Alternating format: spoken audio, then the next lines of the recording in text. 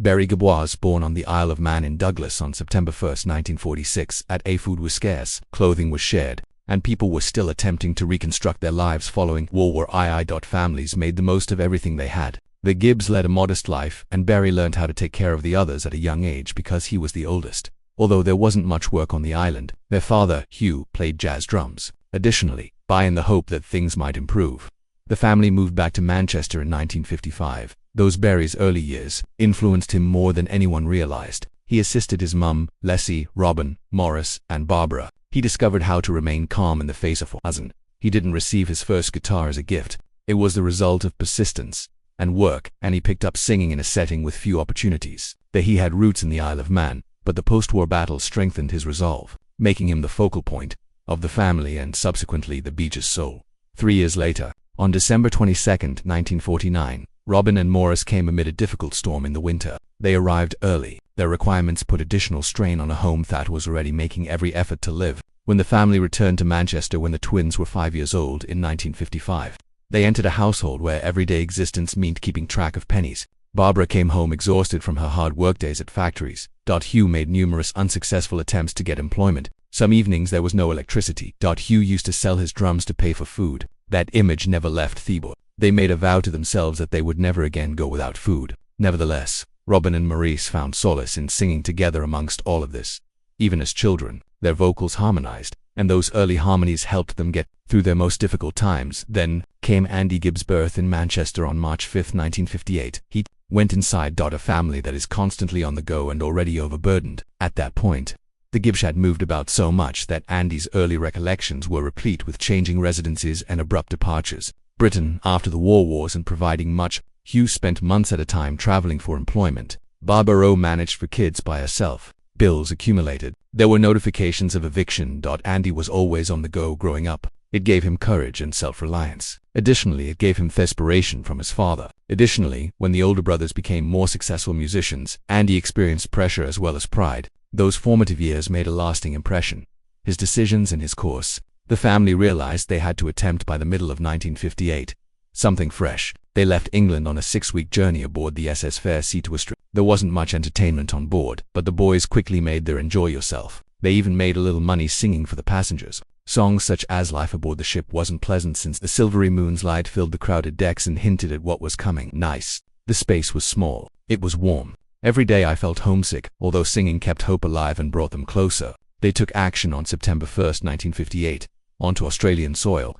Departing from Manchester's gloom and arriving in Queensland's sunshine, everything was altered by that action. The coziness, the room, and the feeling of the lads' dreams became more ambitious due to possibilities. Nevertheless, the prior years Australia was a harsh country. Even at the time, the Manchester flat was shocking. One Hugh selling his drums, a room without power, candles at night, and chilly mornings for sustenance. The boys were performing anywhere they could. They created a tiny at the age of 5. Barry joined a skiffle group known as the Rattlesnakes. They performed on anaplays people would toss pennies, such as on street corners or in little hallways. That desire tooth they were molded by rising from nothing. They learned how to work, listen, untaught them to sound like one voice by blending their voices. Their first actual when Barry, Robin, and Maurice established a band in Manchester in 1957. It was a band moment.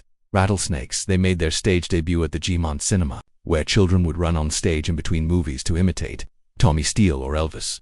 December 1957 saw that the Everly Brothers' Wake Up Little Susie was performed by brothers. The tightness of their harmonies was astounding. The Rattlesnakes were extinct by the middle of 1958, when the foundation was already in place. When the family relocated to Australia, they sang after school in Australia 4 coins at the Redcliffe Speedway and on the streets of Redcliffe. Bill Good, the promoter, recruited them to stand on the back of a truck and pick up whatever spectators tossed at them while singing during racing breaks. Those evenings gave me boldness and self. They were being taught how to, even before they were teenagers, they could hold a crowd. After relocating to Redcliffe in 1960, the boys started giving more performances. After they met radio, their name was changed. Bill Good, a speedway promoter, and DJ Bill Gates. Since their initials coincided, they began to be referred to as the Bee Gees. It quickly became the Bee Gees. They continuously rehearsed in their garage. Hours spent in harmony, hours spent trying new things. Despite complaints from the neighbors, the youngsters persisted. Robin's vibro, Barry's falsetto, and the distinctive sound gradually developed from Morris's close blending. Their chemistry began in the garage. The three were their first significant Australian break. Love Kisses in 1960 in Brisbane. They used a basic home tape recorder to record it. Cool Joy. It was designed by Robert I. Light orchestration included a violin, a pizzicato drums with string bass. When it was played on Brisbane's for BH radio, people were shocked to learn that these voices belonged to boys who were 13, 11, and 11 years old. The melody, the BS side of their debut song, was released on March 22, 1963. It demonstrated they had something unique and that they could write. It was the first time they had truly entered the world. By February, they made their first significant TV appearance in 1963 with Brian Henderson's band. Stand. Before the Beatles had published their song, they performed Ticket to Ride. Version many months later. Festival Records were impressed by their enthusiasm and they were signed by the label. Following almost 20 rejections from other people, the boys had a foothold all of a sudden. The bandstand opened doors and led to performances and provided them with their first genuine Australian audience. The force behind it was constructing behind the scenes. There was genuine family tension. Hugh requested a 12-hour daily rehearsals. He desired them to be crisp. He desired for them to be prepared. However, Robin was under a lot of pressure. He once spent a whole day running away. Prior to going back home, he returned exhausted and unyielding, refusing to give up. At times, Morris revolted with him. These initial conflicts alluded to the tensions that would later reappear as notoriety increased. They were molded by the discipline, but it also left lasting scars on their bond. The years of the British invasion followed. The Bee Gees went back to the UK in 1966. They agreed to a 5-year arrangement with Collier and Robert Stigwood. In a matter of weeks. Records as of February 1967. New York Mining. Their single from the UK, When Disaster, 1941, was released in April 1967. It shot to number 12. The critics were so taken aback by their tone and harmonies that they thought they were the Beatles under a new moniker. The rumors quickly gained traction. Before he died, even Brian Epstein took notice. Their first album in the UK, both first published in July 1967, affirmed their inclusion in the wave of British music. They wrote Massachusetts in Paris later that year. Just 20 minutes were needed. When it was released in September 1967, it immediately went to the highest in the United Kingdom. They received an Ivor Noel Prize for it, but success came with critics said that it was a copy of the Beatles' Yesterday. The conversation grew loud for weeks, yet there was never any legal action. However, it had an impact on how some people looked at the songs they wrote. Another bombshell came in late 1967. Their airplane had a serious problem on the way to a Las Vegas residency at the Flamingo Hotel, over the Atlantic. An engine failed. They were afraid of the worst. The emergency landing left them trembling. Before they could perform again, they had to cancel a number of gigs. According to Maurice, the fear lingered in his mind for a while. The event turned into a remembrance of their near-death experience, part of Vegas legend. Then arrived at 1968 and the publication of the text. The song peaked at number 8 globally. Barry wrote it following a war-related nightmare. Robin, getting better after a throat ailment while taking strong medications, he recorded his portion of the surgery. The medications altered Thea's voice's texture forever. In the end, Barry took the majority of the lead. The outcome was frightening and heartbreaking. It turned into one of their favorite tunes. To Love Somebody caused problems that same year. The song was composed for Otis Redding, but the Bee Gees published it themselves upon his passing. Stigwood was concerned that Redding's estate may contest it, so he pushed the group to take legal action. A compromise took place outside of court. The Bee Gees were criticized for being too close tunely influences. The drama marred the occasion and demonstrated how difficult a business might be. Slowly, almost silently, the problems within the Bee Gees began. But by the late it was powerful enough to append everything they had. Constructed in the 1960s, following their Robin Gibb started to feel marginalized after the 1967 smash song First Of May. He observed Barry observed more attention, and sensed that his own thoughts were being overshadowed. Every week during their subsequent album sessions, the arguments became more heated, and Robin left in 1969. He stayed, only out of rage. He wanted to prove something, so he departed. His initial Saved by the Bell, a solo single, peaked at number 2 in the UK. It astounded all of them, including his brothers. Barry appeared in front of the TV at about the same moment. Cameras for the BBC movie Stardust and the Spiders, The Rise and Fall of Ziggy from Mars, demonstrating his desire to investigate something unrelated to the group. The brothers, who had always moved together, were suddenly drifting apart. Once they were recognized as one, their togetherness would never break, appeared brittle for the first time. The tension peaked immediately following the Bee Gees' 1969 breakup announcement at the Odell Festival. Morris was the most affected. He started drinking in the hopes that it would lessen the feud's core was straightforward but profound. Robin thought Barry was in control. Songwriting and took too much credit for it. Barry believed that he was leading the gang. Amid difficult times, what began as minor arguments evolved into a whole family. Disputes, even family dinners, devolved into protracted arguments and accusations.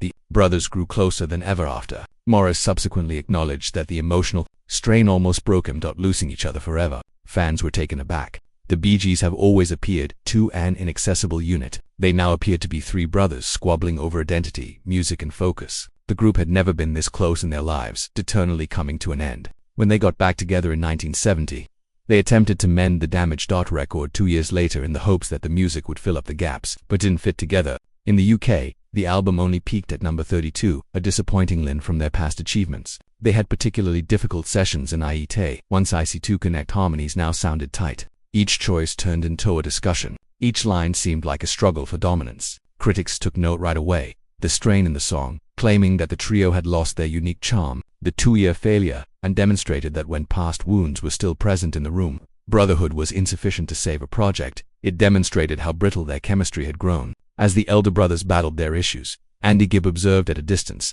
When he joined with RSO Records, he was just 14 years old. He wished to emulate his brothers, but he entered their world at the wrong moment. The mayhem of parties, tours, and he was shown things a teenager shouldn't have seen in backstage scenes. Through his Andy had already experimented with narcotics in his late teens. The pressure too he was burdened by the Bee Gees' success, and the family environmentally made things more difficult. This early foray into addiction established the framework for the struggles he will eventually encounter. Beneath the brilliance of his talent, his story became one of the most agonizing aspects of the Gibb family's past. The issue had started even earlier. While on tour in Australia in 1968, Morris was almost killed in a vehicle accident. He required weeks of hospital care due to abdominal bleeding. As he recovered, the band experimented with playing as a duet. Barry and Robin tried their hardest, but every show had a clear hole left by Morris. They seemed to have weaker harmonies. Their assurance faltered. Fans and the brothers were made aware of how much they were dependent on one another.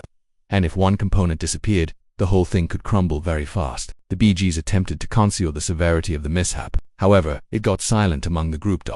A reminder of the brittleness of their achievement. In 1975, everything changed once more when Barry found a beat on Miami's Julia Tuttle Causeway Bridge. His vehicle he composed a song based on the continuous beat of tires. They initially referred to it as Drive Talking in the studio until Barry unintentionally shouted Jive Talking, and when it was released in May 1975. The song peaked at number 1 on the Billboard Hot 100. Over a period of 2 weeks in July. After 4 years, it was their first US top 10 hit. A few because the music was so dissimilar from their previous folk rock style. Critics yelled sell out. However, this knew they were saved by direction. It gave rise to the disco sound that would revolutionize tunes. It was the start of something they never would have imagined. They were selected by Robert Stigwood in 1977 to write music for the Saturday Night Fever soundtrack. He turned down over 50 other musicians' tapes and gave instead the Bee Gees use a script. He instructed them to compose songs that reflected its tone. After spending a weekend at the Chateau de Rouville in France, the brothers wrote Stay Alive, Night Fever, More Than a Woman, How Deep Is Your Love, and If 2 AM Unable to Have You. These 5 tracks served as the foundation for a commercially successful soundtrack, won 6 Grammy Awards and sold over 40 million sales. In turn became the best-selling zone track of all time and permanently altered their professional paths. The source of Staying Alive itself was fatigue. In 1977, while recording in Miami, Barry's voice continued to crack Fromer. They decided to use his falsetto for practically the whole song.